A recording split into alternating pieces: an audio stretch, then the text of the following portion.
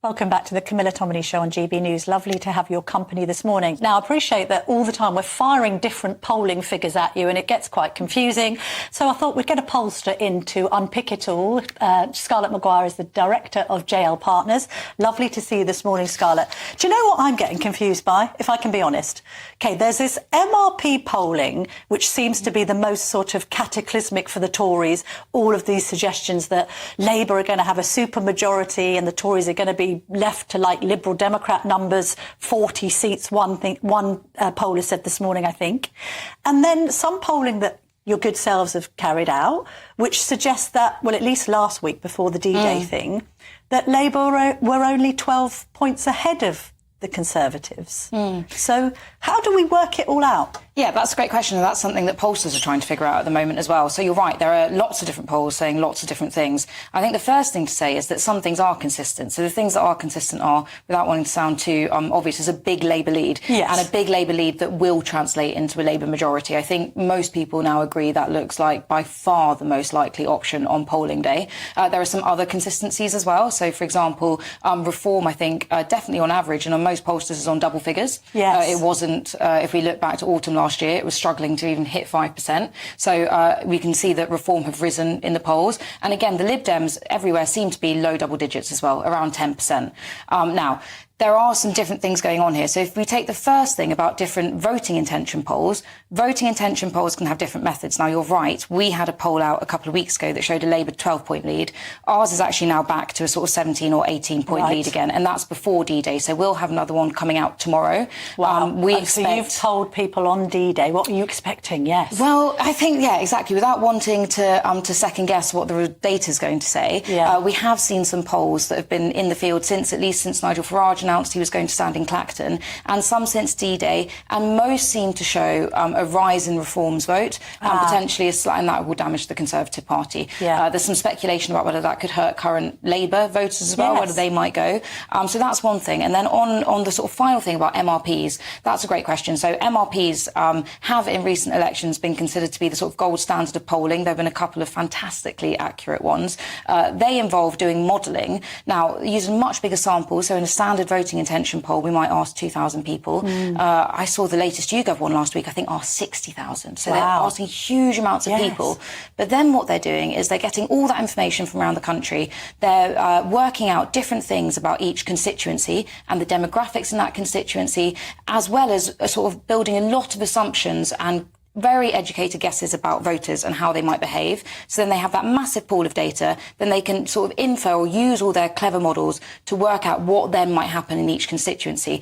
The thing is, those models are only as good as those very educated guesses. Now, as I was saying, they are very educated guesses, but in an election where there's so many question marks, especially over things like turnout and about how many don't knows might return back to the Conservative Party, for example, that's when you start seeing some quite different seat projections. Again, though, I think out of the most recent ones we've had, the best result for the Conservative Party, or at least I think the second best result, still has their worst defeat in 100 years. So whichever way you look at it, it's going to be bad. It's not looking great. Can we talk about the Farage factor?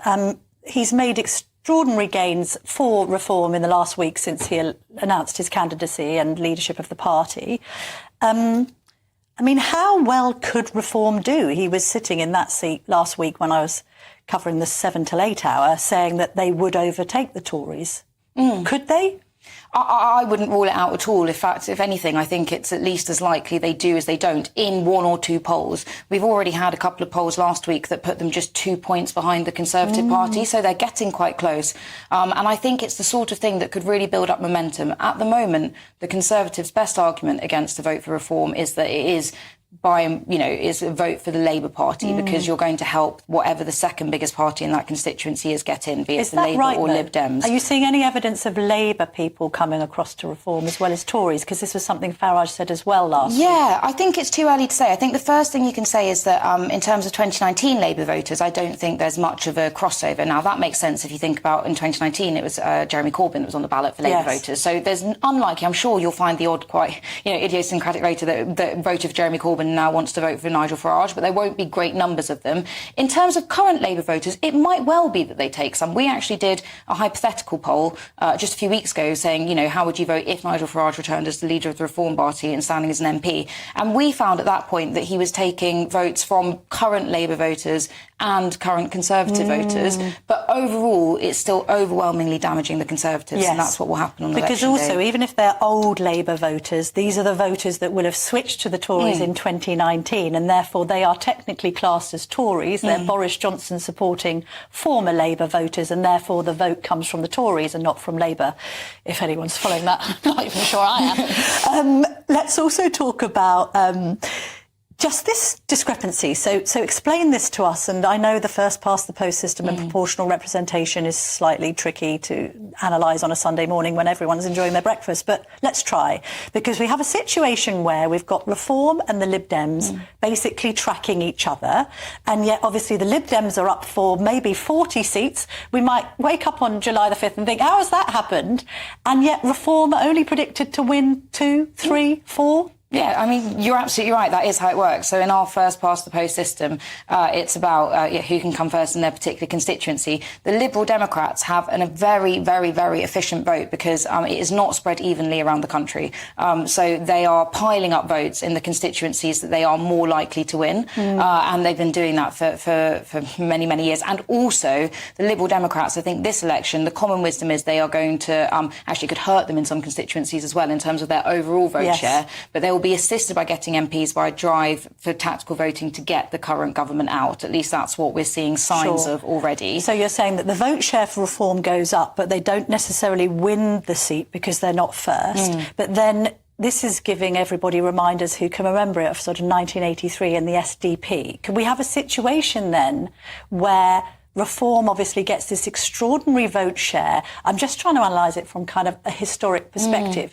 Could something, historical happen in political science that suddenly the Tories... I mean, when's the last time the Tories have been pushed into third? Well, that's a great point. We had, in the 2019 European elections, the Conservatives were pushed into fifth place, and that's partly what's triggered the last few years of this sort of drama that we've had in the Conservative Party. It's certainly what triggered Theresa May to resign. Yes. And they came behind Nigel Farage again, Farage's Brexit Party. So, I mean, you don't even have to go back as far to the 80s to look at a situation where a party can get millions of votes and not result in many MPs. UKIP got 3.5 million votes in 2015. They then sort of dropped off a map in 2017. But so, yeah, it's not unprecedented, and these things do happen. However, what I would say is that even though then that doesn't translate to representation in Parliament for those MPs, it can still be hugely influential. Yes. And so it can still decide a direction of a political party. There's lots of rumours about whether Conservative MPs, however many of them are left after the election, may be tempted to take in Nigel Farage if he does win Clacton. So the influence can be outsized compared to the MPs, is what I would say. And also, before you go, can you just give us the latest in Scotland? We've seen over the course of recent weeks and months a sort of SNP implosion. That's going to be key critical to Labour, because let's be honest, it's going to be Labour picking up those seats and not necessarily the Tories or the Lib Dems, right? So what do we think might happen up north of the border?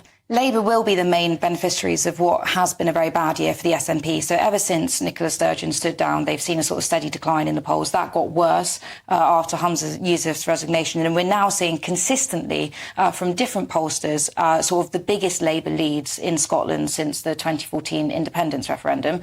That will be very significant for the election. It could be that Labour pick up as many as 20, 30 seats in Scotland. They're currently on 2. But that could be make the difference. I mean, I don't think the polls are now suggesting sort of hung parliaments and no overall winner, but Scotland could kind of be the kingmaker here. Scotland could certainly really help Keir Starmer, and I think that's a great point, because a few months ago when, or let's say this time last year, when there was a bit more speculation about how this might all go, whether Rishi Sunak could be able to close the gap in the polls, awful lot of attention on Scotland, because that was felt like that held the definite key to number 10. Now that we're looking at some of the seat projections that we talked about earlier, where you're looking at sort of Conservative wipeouts, it seems to me that people aren't paying quite enough attention to Scotland, because they're sort of thinking, well, a Labour majority is a given anyway. But it's fascinating, not just obviously for the voters in Scotland, Scotland, but for what happens down in Westminster too. Still got more than half of this campaign to go, though, Don't haven't we? tell me that. I know, Scarlett, should we seek help? Look, you've been brilliant in explaining this, because it is bamboozling, all of these different numbers coming in and sort of this idea of a Tory apocalypse. So thank you very much for sorting that all out for us this morning. Lovely to see you.